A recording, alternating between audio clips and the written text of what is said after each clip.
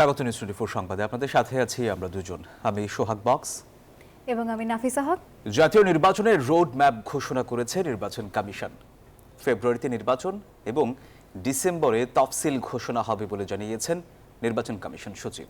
14 September নতুন রাজনৈতিক দলের প্রাথমিক নিবন্ধন ও সেপ্টেম্বরের শেষে সকল দল ও অংশীজনের সাথে সংলাপ শুরু করবে ইসি। আর চূড়ান্ত ভোটের তালিকা প্রকাশ করা হবে 30 নভেম্বর। বাজলো হুইসেল, গতি পেল নির্বাচনী ট্রেন। যে ট্রেন কবে কোথায় পৌঁছাবে তার দিন তারিখ ঠিক করে রোডম্যাপ ঘোষণা করল নির্বাচন কমিশন। 24টি বিষয়কে গুরুত্ব দিয়ে বৃহস্পতিবার আগারগাঁওয়ে ত্রয়োদশ জাতীয় সংসদ নির্বাচনের রোডম্যাপ ঘোষণা করেন নির্বাচন কমিশন সচিব আক্তার আহমেদ। রোডম্যাপ অনুযায়ী 31 আগস্ট নির্বাচন কমিশন গণপ্রতিনিধিত্ব আদেশ বা আরপিওর চিঠি আইন মন্ত্রণালয়ে পাঠাবে। 14 সেপ্টেম্বর হবে নতুন রাজনৈতিক দলের প্রাথমিক নিবন্ধন, আর চূড়ান্ত প্রজ্ঞাপন হবে 30 সেপ্টেম্বর। রাজনৈতিক দল, সুশীল সমাজ, গণমাধ্যম ও অংশীজনের সাথে সেপ্টেম্বরের শেষ থেকে শুরু হবে সংলাপ। 1 থেকে 1.5 মাসের মধ্যে সংলাপ শেষ হবে। 24টা অংশে ভাগ করে আমরা দেখেছি। তার একটা হচ্ছে অংশীজনের সাথে সংলাপ। এটা আমরা শুরু করার ইচ্ছা আছে আমাদের সেপ্টেম্বরের শেষাংশ থেকে। 15 সেপ্টেম্বর 300 আসনের সীমানা চূড়ান্ত করে গেজেট প্রকাশ করা হবে। সীমানার জিআইএস ম্যাপ প্রকাশ হবে 30 সেপ্টেম্বর। প্রশিক্ষকদের প্রশিক্ষণ শুরু হবে 16 সেপ্টেম্বর। প্রতীক সংশ্লিষ্ট নির্বাচন পরিচালনা বিধিমালা, নির্বাচন কর্মকর্তা ও ইসি সচিবালয় বিষয়ক 3টি আইনের কাজও শেষ হবে সেপ্টেম্বরে। এই তিনটা এই মুহূর্তে আমাদের আইন মন্ত্রণালয়ে বিবেচনাধীন আছে। আর আমরা দুটো আইনের বিষয়, একটা বিধিমালা আর একটা আইনের খসড়া আমরা পাঠাবো, একটা আরপিও আর একটা হচ্ছে যে রাজনৈতিক দল ও প্রার্থীদের আচরণ বিধিমালা। 31 অক্টোবর পর্যন্ত যাদের বয়স 18 বছর হবে তাদেরকে নিয়ে একটা ভোটার তালিকা করব, যেটা আমরা কমপ্লিট করব by the end of November. খসড়া ভোট কেন্দ্রের তালিকা চূড়ান্ত হবে 5 অক্টোবর। প্রকল্প অনুমোদন, সফটওয়্যার চূড়ান্ত, মোবাইল অ্যাপ ডেভেলপমেন্টের কাজ শেষ হবে অক্টোবরের মধ্যেই। 31 অক্টোবরে নির্বাচনী নির্দেশিকা প্রণয়ন করা হবে, আর প্রবাসে ব্যালট পেপার পাঠানো হবে নভেম্বরে। ভোটার তালিকা চূড়ান্ত হবে 30 নভেম্বর। ভোটের 60 দিন আগে ডিসেম্বরে ঘোষণা করা হবে তফসিল। ভোট গ্রহণের তারিখের 60 দিন আগে আমরা তফসিল ঘোষণা করব। প্রধান উপদেষ্টার দপ্তর থেকে বলা হয়েছে যে আগামী রমজানের আগে ভোটের ব্যবস্থা করতে। এখন আগামী রমজান আমার যদি ভুল না হয়ে থাকে তাহলে 17 বা 18 ফেব্রুয়ারি বা 19 তারিখে এরকম দিকে হবে। রোডম্যাপ অনুযায়ী আইন শৃঙ্খলা বাহিনীর সাথে বৈঠক হবে কয়েক দফায়। সেপ্টেম্বর এবং তফসিল ঘোষণার আগে ও পরেও হবে বৈঠক। এছাড়াও রোডম্যাপে রয়েছে জেলখানায় কারাবন্দীদের কাছে ব্যালট পৌঁছাবে ভোটের 2 সপ্তাহ আগে। অন্তরা বিশ্বাস, নিউজ 24, ঢাকা। দর্শক, আমাদের সঙ্গে সরাসরি যুক্ত হয়েছেন ঢাকা বিশ্ববিদ্যালয়ের রাষ্ট্রবিজ্ঞান বিভাগের অধ্যাপক কাজী মোহাম্মদ মাহবুবুর রহমান। এই চলমান বিষয়ে আরও আলাপ করব আমরা স্যারের সঙ্গে। স্যার, নিশ্চয়ই আপনি আমাকে শুনতে পাচ্ছেন। নিউজ 24 সংবাদে আপনাকে স্বাগত। জানতে চাচ্ছিলাম যে এই যে রোডম্যাপ, অবশেষে একটা সুনির্দিষ্ট রোডম্যাপ ঘোষণা হলো, কিন্তু যতটুকু আমরা দেখতে পেরেছি এখনও কিছুটা বিভাজন আছে। বিএনপিকে স্বাগত জানালেও অন্যান্য রাজনৈতিক দলের মধ্যে এখনও কিছুটা হতাশা কাজ করছে। কি মনে হচ্ছে এই রোডম্যাপের ঘোষণায় রাজনৈতিক দলগুলোর মধ্যে কি আস্থা ফিরবে কিনা?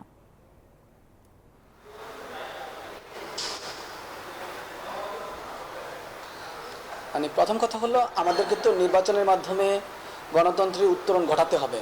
এই ব্যাপারে তো আমাদের কারোর কোনো দ্বিমত নাই। দ্বিতীয় বিষয় হলো যে আমরা এই উত্তরণ ঘটানোর জন্য তো আমরা পরিকল্পনা গ্রহণ করব। নির্বাচন কমিশন, সরকার সেই পরিকল্পনার মতো এগোচ্ছে। এখন মোটামুটি যেহেতু একটা সম্ভাব্য ডেট হয়েছে, ডেট মানে বলছি মাস অন্তত নির্ধারণ হয়েছে ফেব্রুয়ারি, সেই জন্য নির্বাচন কমিশন একটা রোডম্যাপ প্রকাশ করেছে। কিন্তু সেই রোডম্যাপটা কিন্তু কাজটা শুরু করার একটা প্রক্রিয়ার প্রথম ধাপ। তো এখানে আমরা দেখতে পাচ্ছি অনেকগুলো বিষয়ে কিন্তু ক্লিয়ার পরিকল্পনা উপস্থাপন করা হয়েছে, পাশাপাশি তারিখও ডেডলাইনও দেওয়া হয়েছে। তো এটা আমার কাছে মনে হচ্ছে সব রাজনৈতিক দলগুলোকে নির্বাচনমুখী করার ক্ষেত্রে একটা গুরুত্বপূর্ণ মাইলস্টোন হিসেবে কাজ করবে।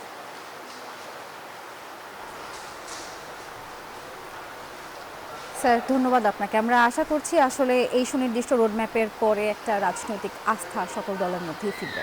প্রতিশ্রুতির বদলে পরিবর্তনের অঙ্গীকার নিয়ে ডাকসু নির্বাচনে 10 দফা ইশতেহার ঘোষণা করল জাতীয়তাবাদী ছাত্রদল মনোনীত প্যানেল। যেখানে শিক্ষা ও গবেষণাকে সর্বোচ্চ প্রাধান্য দেওয়া হয়েছে, অঙ্গীকার করা হয়েছে নিরাপদ ক্যাম্পাস গড়ার। আবাসন সংকট নিরসন, মানসম্মত খাবার এবং সেই সঙ্গে স্বাস্থ্যসেবা নিশ্চিতের প্রতিশ্রুতিও দেওয়া হয়েছে সেই ইশতেহারে। বৃহস্পতিবার অপরাজেয় বাংলায় সংবাদ সম্মেলনে এই ইশতেহার ঘোষণা করেন প্যানেলের ভিপি প্রার্থী আবিদুল ইসলাম। অপ্রতুল আবাসন, মানহীন খাবার ও গবেষণার পর্যাপ্ত সুযোগ না থাকা সহ আরও নানামুখী সংকট আছে প্রাচ্যের অক্সফোর্ড ঢাকা বিশ্ববিদ্যালয়ে। এসব সংকট নিরসনের কোনো প্রতিশ্রুতি নয়, বরং পরিবর্তনের অঙ্গীকার নিয়ে ডাকসু নির্বাচনে সবার আগে 10 দফা ইশতেহার ঘোষণা করল ছাত্রদল মনোনীত আবিদ হামিম পরিষদ। আবেগ, অনুভূতি ও সংগ্রামের প্রতীক হিসেবে ঐতিহাসিক এই বিশ্ববিদ্যালয় পরিণত হয়েছে স্বাধীনতা ও গণমানুষের অধিকার প্রতিষ্ঠার অন্যতম ভারত বাহক হিসেবে। বুধবার অপরাজেয় বাংলায় সংবাদ সম্মেলনে ইশতেহার ঘোষণা করেন ভিপি প্রার্থী আবিদুল ইসলাম, যেখানে শিক্ষা ও গবেষণাকে প্রাধান্য দিয়ে আধুনিক ও নিরাপদ ক্যাম্পাস গড়ে তোলার অঙ্গীকার আছে নারী শিক্ষার্থীদের জন্য নিরাপদ ক্যাম্পাস, নারী স্বাস্থ্য সুরক্ষা এবং সক্ষমতা বৃদ্ধির পরিকল্পনা। নারী শিক্ষার্থীদের জন্য নিরাপদ ক্যাম্পাস ও নারী স্বাস্থ্য সুরক্ষা ও সক্ষমতা বৃদ্ধি। এর মাঝে আছে নারী শিক্ষার্থীদের পোশাকের স্বাধীনতা, যৌন হয়রানি প্রতিরোধ এবং সর্বোচ্চ সামাজিক মর্যাদা নিশ্চিতকরণ। সংকট সমাধানের পাশাপাশি নতুন বাংলাদেশের সম্ভাবনাকে কাজে লাগাতে চান আবিদ হামিমরা। শিক্ষার্থীদের জন্য নিশ্চিত করতে চান স্বাস্থ্যসেবা ও স্বাস্থ্য বীমা, আরও সহজ করতে চান বিশেষ চাহিদা সম্পন্নদের শিক্ষা গ্রহণ ও চলাচল। শিক্ষা কারিকুলাম আধুনিক করার পাশাপাশি অবকাঠামো ও পরীক্ষা ব্যবস্থার আধুনিকায়ন এবং গবেষণার মানোন্নয়ন করতে চান তারা। পরিবহন ব্যবস্থার নিয়ন্ত্রণ, ব্যাটারি চালিত শাটল সার্ভিস প্রচলন এবং যাতায়াত ব্যবস্থা সহজ করা। ইশতেহারে তারুণ্যের মেধাশক্তিকে কাজে লাগিয়ে ক্যাম্পাসে ডিজিটাল সুবিধা বিস্তৃত করার অঙ্গীকার রয়েছে। দৃঢ় প্রত্যয় ব্যক্ত করা হয়েছে সাইবার বুলিং প্রতিরোধে। একটি প্রাণীবান্ধব ক্যাম্পাসে রূপান্তরিত করতে আবাসিক হল ও ক্যাম্পাসের বিভিন্ন স্থানে বসবাসরত প্রাণীদের জন্য খাবার ও চিকিৎসার ব্যবস্থা করা, প্রাণীর বিরুদ্ধে নির্যাতন প্রতিরোধ ও তাদের দায়িত্বশীল ব্যবস্থাপনা নিশ্চিত করা। ডাকসু ও আন্তর্জাতিক পরিসরে ঢাকা বিশ্ববিদ্যালয়ের সম্পৃক্ততা বৃদ্ধি করুন। জানান সবাইকে নিয়ে সুন্দর, আধুনিক, মানসম্মত ক্যাম্পাস নিশ্চিতে কাজ করবেন তারা। প্রত্যাশা, যোগ্যতা, দক্ষতা ও আন্দোলন সংগ্রামের ভূমিকা বিবেচনা করে ছাত্রদল মনোনীত প্যানেলকে ভোট দিয়ে জয়ী করবেন সাধারণ শিক্ষার্থীরা। আমাদের এই নির্বাচনী ইশতেহার সম্মিলিতভাবে এমন একটি ক্যাম্পাস গড়ে তোলার প্রত্যয়। আব্দুল্লাহ মামুন, নিউজ 24, ঢাকা। জাহাঙ্গীরনগর বিশ্ববিদ্যালয় কেন্দ্রীয় শিক্ষার্থী সংসদ নির্বাচনে ছাত্রদলের প্যানেল ঘোষণা করা হয়েছে। দুপুর 1টায় প্যানেল ঘোষণা করেন কেন্দ্রীয় ছাত্রদলের সহসভাপতি আবু আফসান মোহাম্মদ ইয়াহিয়া। নির্বাচন আগামী 11 সেপ্টেম্বর। ইতোমধ্যে জাকসু নির্বাচনের খসড়া প্রার্থী তালিকা প্রকাশ করেছে নির্বাচন কমিশন, যেখানে নির্বাচনে 15 জন শিক্ষার্থী তাদের প্রার্থিতা ফিরে পেয়েছেন। 36 বছর পর চট্টগ্রাম বিশ্ববিদ্যালয়ে ছাত্র সংসদের জাকসু নির্বাচনের তফসিল ঘোষণা করা হয়েছে। ভোট গ্রহণ অনুষ্ঠিত হবে 12 অক্টোবর বিকেল 4টায় বিশ্ববিদ্যালয়ের ডক্টর মোহাম্মদ ইউনুস হলে তফসিল ঘোষণা করেন নির্বাচন কমিশনের প্রধান ডক্টর মনির উদ্দিন। এ সময় চট্টগ্রাম বিশ্ববিদ্যালয়ের উপাচার্য অধ্যাপক ডক্টর ইয়াহিয়া আখতার সহ অন্যরা উপস্থিত ছিলেন। এই নির্বাচনে 25,752 জন ভোটার রয়েছেন। 14টি হল, একটি হোস্টেলে হবে ভোট গ্রহণ।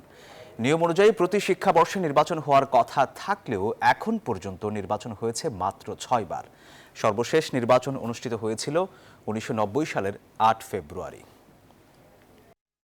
প্রশাসনের সাথে কথা বলবে। আমরা যতটুকু জেনে সারা দেশে কমপ্লিট শাটডাউন চলবে, এই ঘোষণা আন্দোলনরত প্রকৌশল শিক্ষার্থীদের। বৃহস্পতিবার বিকেলে ইঞ্জিনিয়ার্স ইনস্টিটিউটে সংবাদ সম্মেলনে কথা জানিয়েছেন তারা। সেই সঙ্গে সরকারের 14 সদস্যের ওয়ার্কিং কমিটি প্রত্যাখ্যান করার কথাও জানিয়েছেন শিক্ষার্থীরা। কাজগুলোকে পরবর্তী নোটিশ না দেওয়া পর্যন্ত কমপ্লিট শাটডাউন চলবে। 2 নম্বরে আমাদের সামনের সপ্তাহে সকল বিভাগে প্রকৌশলী বিভাগীয় সমাবেশ সম্পূর্ণ হবে এবং সপ্তাহ শেষে প্রকৌশলীদের একটি জাতীয় সমাবেশ আমরা সম্পূর্ণ করব।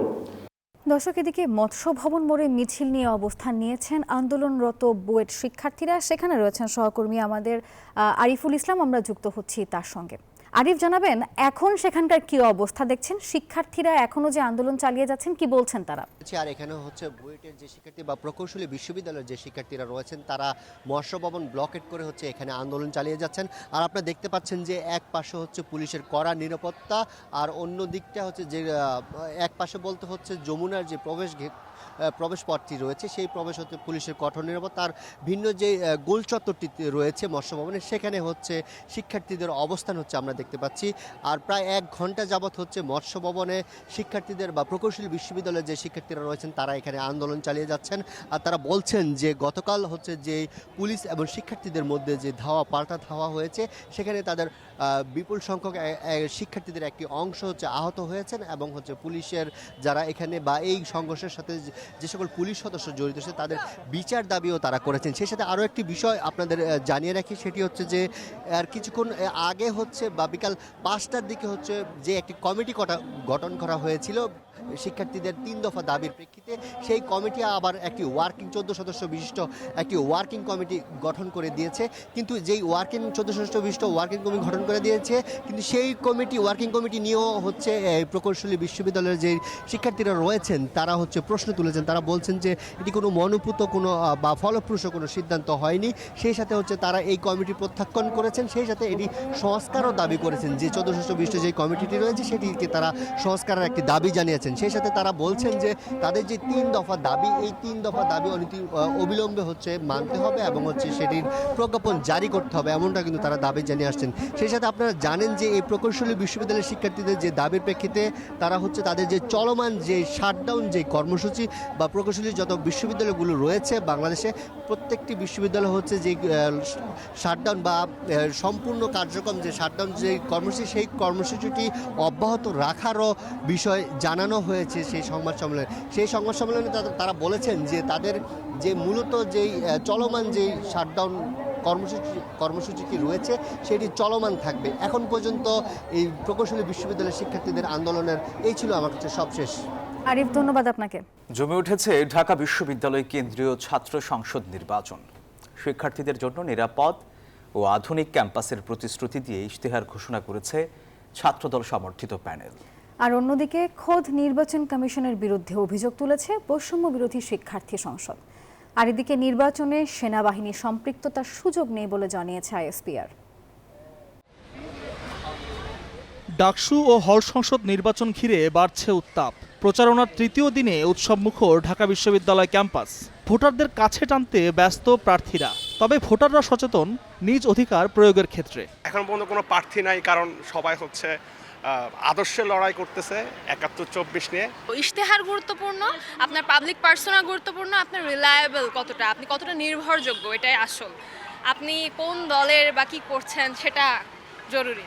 বৃহস্পতিবার দুপুরে কলাভবনের বটতলায় প্রতিশ্রুতি নয় পরিবর্তনে অঙ্গীকারবদ্ধ স্লোগানকে সামনে রেখে ইশতেহার ঘোষণা করেন ছাত্রদলের ভিপি প্রার্থী আবিদুল ইসলাম খান। শিক্ষা ও গবেষণাকে প্রাধান্য দিয়ে আধুনিক ও নারীদের জন্য নিরাপদ ক্যাম্পাস, স্বাস্থ্যসেবা নিশ্চিতকরণ ও প্রশাসনিক হয়রানি বন্ধ সহ 10 দফা ইশতেহার ঘোষণা করেন ভিপি প্রার্থী আবিদুল ইসলাম খান। আমাদের এই নির্বাচনী ইশতেহার সম্মিলিতভাবে এমন একটি ক্যাম্পাস গড়ে তোলার প্রত্যয়, যেখানে সকলের শিক্ষা, স্বাস্থ্য, নিরাপত্তা, মর্যাদা, গবেষণা, ক্যারিয়ার উন্নয়ন, সাংস্কৃতিক বিকাশ ও গণতান্ত্রিক অধিকার প্রতিষ্ঠার পূর্ণ নিশ্চয়তা থাকবে। এরপর ক্যাম্পাস জুড়ে নির্বাচনী প্রচারণা চালায় ছাত্রদল। এ সময় জিএস প্রার্থী শেখ তানভীর হামিম বারী বলেন, তাদের ইশতেহারই শিক্ষার্থীদের পূর্ণ আকাঙ্ক্ষা। আমি গত কয়েকদিন বিভিন্ন ক্যান্টিনে গিয়েছি যে শিক্ষার্থীদের খাবারের মান কেমন, শিক্ষার্থীরা সেইখানে বিভিন্ন দাবি দেওয়া তুলেছে এবং শিক্ষার্থীদের সেই সকল দাবি দেওয়াই কিন্তু আমাদের আজকে যে আমরা যে ইশতেহার প্রকাশ করেছি সেই 10 দফায় কিন্তু তুলে উঠেছে। এদিকে বিশ্ববিদ্যালয় এলাকায় সকাল থেকে গণসংযোগ চালায় বৈষম্য বিরোধী শিক্ষার্থী সংসদ প্যানেল। নির্বাচন কমিশন নিরপেক্ষতা হারিয়েছে বলে অভিযোগ করেন প্যানেলের জিএস প্রার্থী। নির্বাচন কমিশন বলেছেন তারা সিসি ক্যামেরার নিচে ব্যালট গুনবেন, তবে আমরা আরেকটা বিষয় আশ্বস্ত হতে চাই, যাতে কোনো ধরনের ব্যালট বক্স আগে থেকে ভর্তি না থাকে, এবং শিক্ষার্থীরা সেই আশঙ্কাটি কিন্তু করেছেন ইতিমধ্যে। বিকেলে উদ্ভূত পরিস্থিতি নিয়ে সংবাদ সম্মেলন করে ছাত্র শিবির সমর্থিত প্যানেল ঐক্যবদ্ধ শিক্ষার্থী জোট। আচরণবিধি লঙ্ঘনগুলোর প্রতি আমরা সবার প্রতি বিনীত অনুরোধ রাখবো, আচরণবিধির প্রতি আমরা সম্মান জানাই, আচরণবিধিগুলো ফলো করি, তাহলে শিক্ষার্থীরা আমাদেরকে ওয়েলকাম করবে নিশ্চয়ই। শিক্ষার্থীদের ম্যান্ডেট পেয়ে বিজয় আসার পর আমরা আশ্বস্ত করতে চাই, বাংলাদেশে এইভাবে যে ক্রিমিনালাইজ করার রাজনীতি, কর্নার করার রাজনীতি, ইসলামের সিম্বলগুলোকে যে আদারিং করার রাজনীতি, সেটা আর চলবে না, কালচারাল ফেসিজম চলবে না।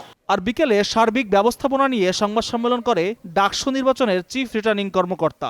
আমাদের পরিকল্পনাটা এরকম, যদি প্রয়োজন হয় আমরা 3 স্তরের নিরাপত্তা, ইভেন ভোট গণনার সময়ও যদি প্রয়োজন হয়, প্রয়োজনে আমরা কর্ডন করে রাখতে পারি। এটা হচ্ছে নিরাপত্তার স্বার্থে আমাদের বলা। এদিকে ডাকসুতে সেনাবাহিনীর সম্পৃক্ততার কোনো সুযোগ নেই বলে গণমাধ্যমকে জানায় আইএসপিআর। সব মিলিয়ে আশঙ্কা, আকাঙ্ক্ষা আর উত্তেজনার মধ্যেই চলছে ডাকসু নির্বাচনের প্রচারণার কার্যক্রম। একদিকে যেমন বিজয়ের ব্যাপারে আশাবাদী প্রার্থীরা, তেমনি ভোটাররা বলছেন ভোট দেবেন তাকেই যিনি কেবল ইশতেহার দিয়েই নয়, তা বাস্তবায়নের সক্ষমতা রাখেন। আল মোহাইমিনুল খান, নিউজ 24, ঢাকা। জাতীয় সংসদ নির্বাচনের এই রোডম্যাপকে স্বাগত জানিয়েছে বিএনপি। দলটি মনে করছে এখন দেশের জনগণ নির্বাচনমুখী হলো। কিন্তু অন্যদিকে এনসিপি এবং জামাত কিছুটা নাখোশ। দল দুটি চায় সংস্কার ও জুলাই সনদের বাস্তবায়ন হোক ভোটের আগেই। না, আমি খুব খুশি। মানুষ এই অনিশ্চয়তা থেকে বেরিয়ে আসার জন্য নির্বাচনটা চাচ্ছে ভীষণভাবে। সব ধরনের মানুষ, নট অনলি যে আমরা রাজনৈতিক দলগুলো চাচ্ছি, এভরিবডি।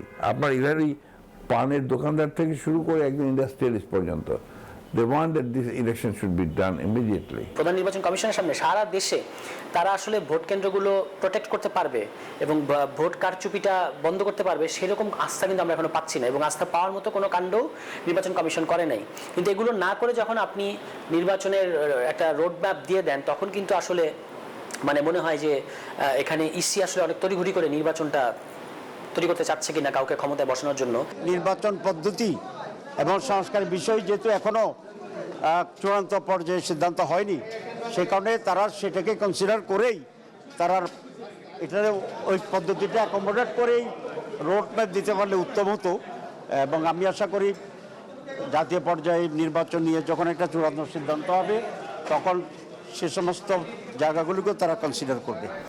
গুম প্রতিরোধ, প্রতিকার ও সুরক্ষা অধ্যাদেশ 2025-এর খসড়ায় নীতিগত অনুমোদন দিয়েছে উপদেষ্টা পরিষদ। এর চূড়ান্ত অনুমোদন দেওয়া হবে অধিকতর পর্যালোচনার পর। বৃহস্পতিবার রাজধানীর তেজগাঁওয়ে প্রধান উপদেষ্টার কার্যালয়ে উপদেষ্টা পরিষদের 40তম বৈঠক হয়। সভাপতিত্ব করেন প্রধান উপদেষ্টা ডক্টর মোহাম্মদ ইউনূস। এই বৈঠকে অধ্যাদেশটি নীতিগত অনুমোদন পেয়েছে। পরে বৈঠকের বিস্তারিত জানাতে ফরেন সার্ভিস একাডেমিতে সংবাদ সম্মেলনে আসেন সরকার প্রধানের প্রেস সচিব শফিকুল আলম। তিনি জানিয়েছেন, গুমের সংজ্ঞায় গোপন আটক কেন্দ্র স্থাপন কিংবা ব্যবহারকে শাস্তিযোগ্য অপরাধ হিসেবে উল্লেখ করা হয়েছে। যারা আক্রান্ত হবেন এবং তাদের পরিবারকে কিভাবে সুরক্ষা দেওয়া যায় সে বিষয়ে একটা আইন নিয়ে অনেকদিন ধরে কাজ হচ্ছে। এটার আজকে একটা ড্রাফট এসেছিল, এটা নিয়ে অনেক বড় ডিসকাশন হয়েছে। 3টি স্থলবন্দর বন্ধ ঘোষণা এবং একটি স্থলবন্দরের অপারেশন কার্যক্রম স্থগিত রাখার প্রস্তাব অনুমোদিত হয়েছে। ভারত কাউকে পুশিন করেনি। নিয়ম মেনে স্বেচ্ছায় অনেকেই বাংলাদেশে ঢুকেছে বলে দাবি করেছেন বিএসএফ মহাপরিচালক। আর সীমান্তে হত্যা বন্ধে সর্বোচ্চ গুরুত্ব দেওয়া হচ্ছে, জানান বিজিবি মহাপরিচালক। 56তম সীমান্ত সম্মেলন শেষে বৃহস্পতিবার দুপুরে যৌথ সংবাদ সম্মেলনে এসব কথা বলেন দুই দেশের সীমান্ত প্রধান। 7 মে থেকে এখন পর্যন্ত দেশের বিভিন্ন সীমান্ত দিয়ে 2000-এর বেশি মানুষকে পুশিন করেছে ভারত। তবে দুই দেশের সীমান্ত সম্মেলনে বিএসএফ মহাপরিচালক শ্রী দালজিৎ সিং চৌধুরী ভারতের পুশিনের বিষয়টি সরাসরি অস্বীকার করেন। বিজিবি বিএসএফ মহাপরিচালক পর্যায়ের সীমান্ত সম্মেলন শেষে সাংবাদিকদের প্রশ্নের জবাবে এমন দাবি করেন তিনি। আরও দাবি করেন, ভারতীয় সীমানায় বিএসএফ সদস্যদের উপর একাধিকবার আক্রমণ হয়েছে, সেজন্য আত্মরক্ষার্থে তারা মারণাস্ত্র ব্যবহার করেছে। Of Bangladesh nationals for complete deportation process are pending BSF has adopted non-lethal strategy to minimize such unfortunate incidents on the border. However, in some instances, trans-border criminals attack the BSF personnel on duty. Whenever the criminal activities are thwarted by the BSF troops, using sharp-edged lethal weapons. এদিকে BGB মহাপরিচালক বলেন, সীমান্ত হত্যা বন্ধে তার বাহিনী সর্বোচ্চ গুরুত্ব দিচ্ছে। We have stressed, emphasized to BSF that they can be dealt as per the law of the land, which is they can apprehend them, hand over to the Indian law enforcing agency, or as a goodwill hand over to back to BGB. সীমান্ত হত্যা push in ছাড়াও অবৈধ অনুপ্রবেশ রোধ, অস্ত্র ও মাদকের চোরাচালান বন্ধ সহ সীমান্তে সৃষ্ট উত্তেজনা প্রশমনে উদ্যোগ গ্রহণ এবং স্বার্থ সংশ্লিষ্ট বিষয় নিয়ে দুই দেশ একমত হয়েছে বলেও জানায় বিজিবি। পাশাপাশি অপপ্রচার, গুজব ছড়িয়ে সীমান্তে উত্তেজনা রোধে গণমাধ্যমে পরামর্শ দেওয়ার বিষয়ে একমত হয় দুই দেশ। 25 আগস্ট সোমবার শুরু হওয়া 4 দিনব্যাপী বিজিবি বিএসএফ এর 56তম মহাপরিচালক পর্যায়ে সীমান্ত সম্মেলন শেষ হয় বৃহস্পতিবার। মাসুদা লাবনী, নিউজ 24, ঢাকা। রাজনৈতিক অস্থিরতা, উচ্চ সুদহার আর জ্বালানি সংকটের কারণে গতি নেই বিনিয়োগে। এতে থমকে আছে অর্থনীতির প্রবৃদ্ধিও। বেসরকারি গবেষণা সংস্থা PRI এর মাসিক অর্থনৈতিক প্রতিবেদনে এসব তথ্য উঠে এসেছে। সংকোচনমূলক মুদ্রানীতি, রপ্তানি ও রেমিটেন্সে প্রবৃদ্ধি এবং আর্থিক খাতে দক্ষ ব্যবস্থাপনার ফলে স্থিতিশীলতা ফিরছে দেশের অর্থনীতিতে। আওয়ামী লীগ সরকারের রেখে যাওয়া টালমাটাল অর্থনীতি পুনরুদ্ধারে গত এক বছরে নানামুখী পদক্ষেপ নিয়েছে অন্তর্বর্তী সরকার। এতে স্বস্তি ফিরেছে বৈদেশিক মুদ্রার রিজার্ভে, বেড়েছে রপ্তানি আর প্রবাসী আয়। মূল্যস্ফীতি নিয়ন্ত্রণে নেয়া সংকোচনমূলক মুদ্রানীতিও সুফল দিয়েছে। সব মিলে ভঙ্গুর অবস্থা কাটিয়ে কিছুটা স্থিতিশীলতার পথে দেশের অর্থনীতি, এমন চিত্র উঠে এসেছে পলিসি রিসার্চ ইনস্টিটিউটের মাসিক অর্থনৈতিক প্রতিবেদনে। আজকে আমাদের গ্রোথ শতকরা 4%, সেটা হচ্ছে আমি হিসাব করে দেখলাম গত 25 বছরের সবচেয়ে কম। কোভিডের 2020 সালে ছিল 7.5%, কিন্তু গত last 25 years this is the lowest growth that we have. কিন্তু ভালো জিনিসটা হচ্ছে যে আমাদের স্ট্যাবিলাইজেশনে আমাদের সিগনিফিক্যান্ট একটা আমাদের ইমপ্রুভমেন্ট হয়েছে। আমাদের আজকে এক্সচেঞ্জ রেট এক ধরনের স্থিতিশীলতা এসছে। প্রতিবেদন বলছে গত 2-1 মাসে মূলধনী যন্ত্রপাতি আমদানি বাড়লেও এখনও স্থবিরতা কাটেনি বিনিয়োগে, বাড়ছে না শ্রমিকের প্রকৃত মজুরিও। ব্যবসায়ীরা বলছেন জ্বালানি সংকট, উচ্চ সুদহার আর রাজনৈতিক অর্থনৈতিক অনিশ্চয়তার ফলে নতুন বিনিয়োগে সাহস পাচ্ছেন না তারা।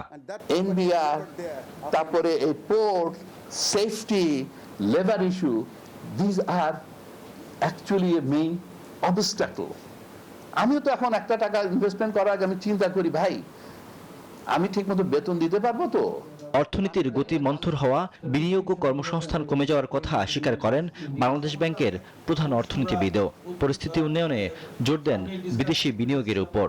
আমাদের যে ইকোনমিক গ্রোথটা স্লো ডাউনের ফলে যে আমাদের আনএমপ্লয়মেন্ট, বেকারত্ব বেড়ে গেছে, এটাকে করার একমাত্র উপায় হচ্ছে এখন যে আমাদের ইনভেস্টমেন্ট বাড়ানো। তবে আমাদের যে ডোমেস্টিক যে সেভিং আছে, এটা দ্বারা ইনভেস্টমেন্টটাকে বাড়ানো খুব মুশকিল। এই কারণে আমাদের বিদেশি ইনভেস্টমেন্ট আনার প্রয়োজন। লক্ষ্য অনুযায়ী মূল্যস্ফীতি কমিয়ে আনার ব্যাপারে উদ্বেগের কথাও জানান এই অর্থনীতিবিদ। আমাদের ইকোনমিক ভলাটিলিটি কমিয়ে যাওয়ার কথা। রিয়াদ সুমন, নিউজ 24, ঢাকা। দর্শক, নিয়মিত স্বাস্থ্য পরীক্ষায় গুলশানের বাসভবন থেকে এভারকেয়ার হাসপাতালে যাচ্ছেন বিএনপি চেয়ারপারসন বেগম খালেদা জিয়া। সেখানে রয়েছেন আমাদের সহকর্মী জুবায়ের সানি। আমরা যুক্ত হচ্ছি সানির সঙ্গে। সানি, নিশ্চয়ই আপনি আমাকে শুনতে পাচ্ছেন, জানাবেন কি পরিস্থিতি দেখছেন আপনি সেখানে?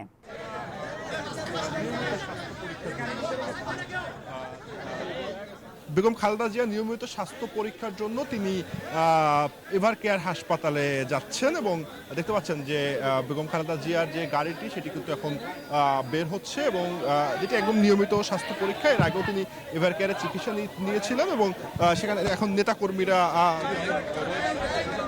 সঙ্গে এখানে কিন্তু আসলে নিরাপত্তা ব্যবস্থাও জোরদার করা হয়েছে। তিনি সেখানে স্বাস্থ্য পরীক্ষার পরে আসলে তার অবস্থা সম্পর্কে ব্রিফ করা হবে। কিন্তু এখন পর্যন্ত যে পরিস্থিতিতে খালেদা জিয়ার গাড়িটি তার যে ফিরোজার বাসভবন সেটি থেকে বের হচ্ছে এবং সেই জায়গাটিকে কেন্দ্র করে দেখতে পাচ্ছেন প্রচুর নেতাকর্মী এখানে রয়েছেন। একই সঙ্গে গণমাধ্যম কর্মীরা যেমন রয়েছেন তেমনি আইন শৃঙ্খলা বাহিনীর সদস্যরাও রয়েছেন এবং তার এই যাত্রা নিরাপদ করতে কিন্তু বলা যায় যে বেশ প্রস্তুতি রাখা হয়েছে। কিন্তু নেতাকর্মীদের জন্য কিছুটা বের হতে সময় নিচ্ছে গাড়িটি এবং দেখতে পাচ্ছেন যে তিনি এভার কেয়ারে যাবেন এবং সেখানে যে স্বাস্থ্য পরীক্ষার কয়েকটি টেস্ট করার কথা রয়েছে, যেটি আসলে বিএনপির থেকে আমাদেরকে জানানো হয়েছে।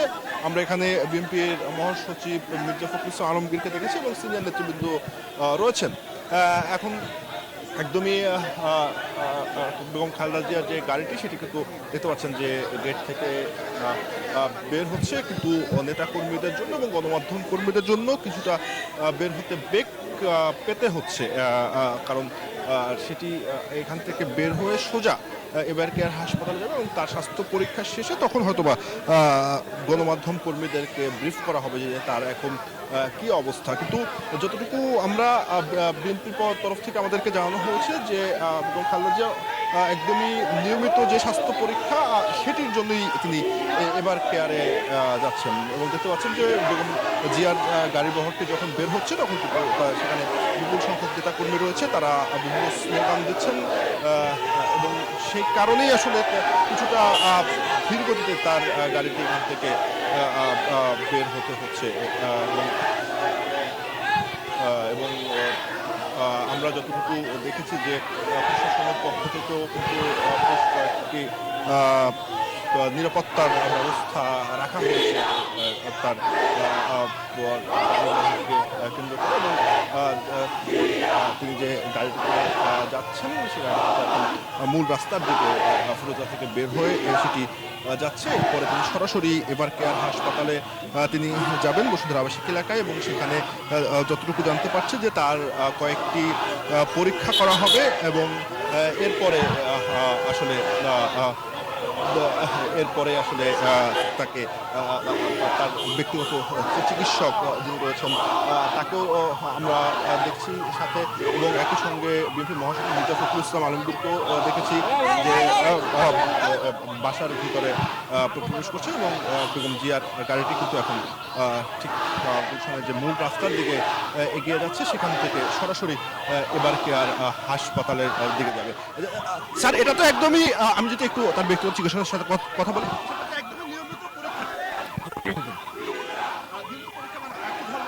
পরীক্ষা করা হচ্ছে যে রুটিন পরীক্ষার জন্য নিয়ে যাওয়া হচ্ছে, নিয়মিত পরীক্ষার অংশ হিসাবে মেডিকেল বোর্ডের পরামর্শ। ধন্যবাদ। শুনছিলেন তার ব্যক্তিগত চিকিৎসক যেটিও বলছিলেন যে একদমই নিয়মিত স্বাস্থ্য পরীক্ষার জন্যই বেগম জিয়া হাসপাতালে যাচ্ছেন এবং সেই পরীক্ষার পরে আসলে একটি ব্রিফ করা হবে যে তার স্বাস্থ্যের কি অবস্থা। এখন কিন্তু তার যে গাড়িটি সেটি কিন্তু মূল। সানি, ধন্যবাদ আপনাকে। দর্শক, নিয়মিত স্বাস্থ্য পরীক্ষার জন্য ঢাকার এভার কেয়ার হাসপাতালে যাচ্ছেন বিএনপি চেয়ারপারসন বেগম খালেদা জিয়া। সেখানে রয়েছেন আমাদের সহকর্মী জুবায়ের সানি। আমরা এতক্ষণ যুক্ত ছিলাম সানির সঙ্গে।